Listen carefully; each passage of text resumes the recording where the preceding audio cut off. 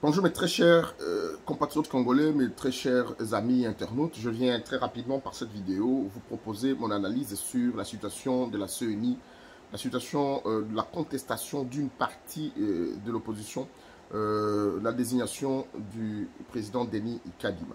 J'ai laissé un très long moment de silence comme ça parce que j'avais bien voulu que nos analyses proposées depuis 2018, nos enquêtes proposées, menées depuis 2018 puissent aboutir. Vous savez qu'aujourd'hui nous avons le total contrôle de la frontière du lac Tanganyika, un des couloirs de ravitaillement des armes. Vous vous rappelez de mes analyses sur le ravitaillement, les cargaisons d'armes qui quittaient Kinshasa tantôt, les pays de la région et même l'Europe de l'Est vers le Kivu.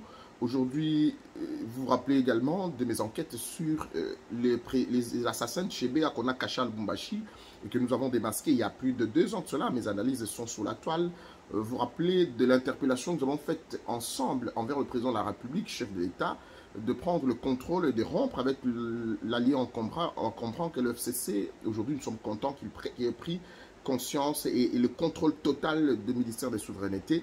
Et donc, je viens ici vous proposer mon analyse sur une situation d'arnaque politique quasiment. Premier élément. J'ouvre une petite parenthèse pour vous dire qu'il faut faire très attention parce qu'on prend les Congolais pour des amnésiques. À Genève, les 5 leaders politiques ont signé un document dans lequel il y avait un article qui disait « Le président qui serait élu aux élections de 2018 n'aura le mandat que 2 ans. » Alors que notre constitution parle du président qui est élu pour un mandat de 5 ans renouvelable une seule fois.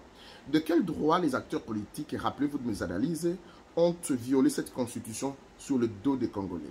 C'est cette main noire qui a introduit cette disposition là-bas, et cette même main noire qui a échoué à manipuler et le fils d'Étienne Tshisekedi, parce qu'aujourd'hui il a pris commande de la chose, c'est cette main noire qui regroupe ceux qu'il a financés. À Genève, vous vous retrouvez aujourd'hui dans une coalition contre Denis Kadima, au fait, une coalition contre Félix Tshisekedi. N'oubliez jamais cela. Revenons aux faits. Les entités qui sont chargées de choisir le président de la CENI, Commission électorale nationale indépendante, sont au nombre de 8, dont la CENCO et l'église méthodiste, mais aussi catholique et les églises de réveil et puis musulmanes. Le président en exercice de ces mandats, ici c'est le révérend abbé Donatien Cholet. Lorsque toutes ces entités ont déposé leurs candidats, parce qu'il y a eu appel à candidature, l'église kimbangiste a proposé Denis Kadima. L'abbé Donatien Cholet, qui est président de l'exercice de cette législature, a donc classé Denis Kadima premier au regard de son background, expérience professionnelle, parcours, diplôme, et suivi des Botoko et les autres. C'est Donatien Cholet.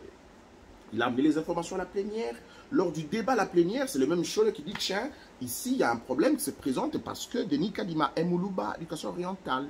Je ne sais pas s'il est éducation orientale ou occidentale, mais c'est un Moulouba. Donc, il va favoriser son frère Félix Tshisekedi.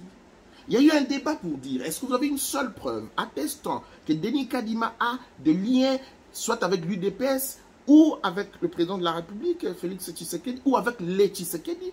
Bon, nonobstant le fait que c'est un Moulouba, il peut toujours, à un moment donné de l'histoire, avoir rencontré un des leaders du Kasaï. À l'époque.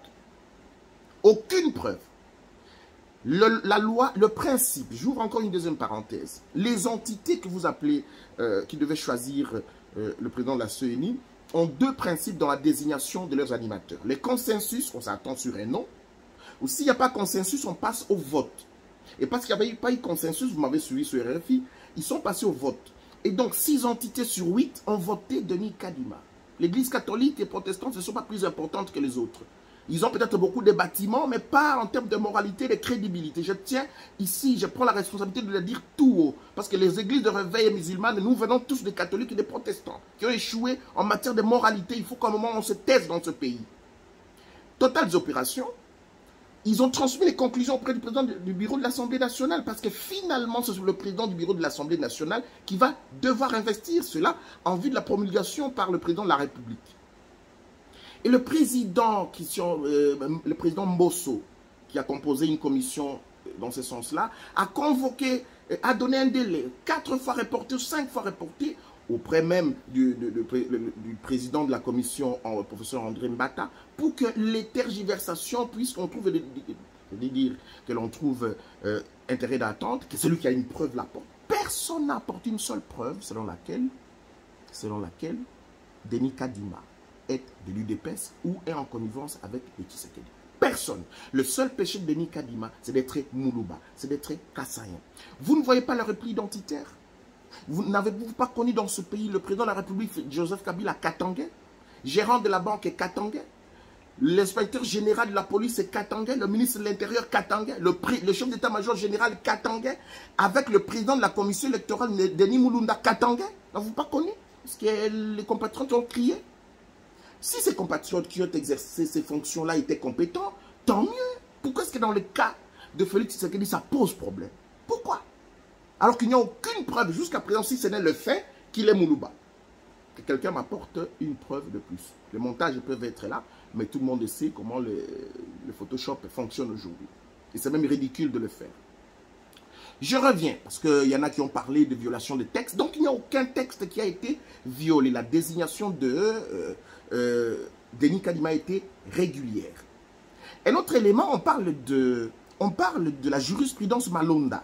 Non, là encore, vous êtes tellement amnésique que vous ne voulez pas comprendre que Rossard Malonda a participé à 3 processus électoraux émaillés par des fraudes massives. Et que donc, il n'était plus un homme de la présomption de bonne foi. Il était connu comme un corrompu pour avoir géré ces 3 processus électoraux. Il a été au centre de stratégie technique de cela. Contrairement à Denis Kadima, qui lui est dans la présomption de bonne foi d'éthique, parce qu'il n'est pas encore entré en fonction. C'est comme quand vous demandez Sam Aloukonde et on constitue une commission parlementaire d'enquête pour auditer Sam Aloukonde, Premier ministre qui n'est pas encore entré en fonction alors que Ilou Kambé est encore en place.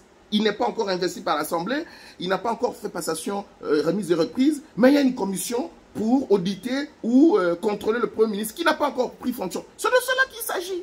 C'est de cela qu'il s'agit, ni plus ni moins. Autre chose, on a parlé de la dépolitisation de la CENI. Je termine la vidéo par là en 1 minute. Nous n'allons pas dépolitiser la CENI pour l'instant. Si nous voulons le faire, nous allons alors procéder à la révision de la loi portant organisation de la CENI et la révision de la Constitution. Parce que c'était cette constitution des belligérants qui nous a imposé ces schémas de choisir, parce que lorsque les belligérants qui ne se donnaient pas confiance, c'est vrai parce qu'ils sortaient de la guerre, que personne n'avait confiance à personne, il fallait des entités neutres qui devaient organiser des élections. C'est pour ça qu'on a pensé à la société civile bar confession religieuse. Encore, j'ouvre une parenthèse, dans un État laïque, il ne faut pas confier la gestion des entités aussi politiques aux confessions religieuses. Donc, je propose ici en même temps qu'on révise cette loi électorale et la Constitution et qu'on confie la gestion des élections au ministère de l'Intérieur. Donc, c'était dans ce contexte-là que nous avons mis en place la CENI. Moi, j'étais à Sun City, j'étais le plus jeune de Sun City. Je remercie Olengako qui m'y a amené. Donc, il ne faut pas que l'on trompe les gens. On dit la dépolitisation de la CENI. Mais c'est quoi les contenus de cette déclaration? C'est quoi les contenus?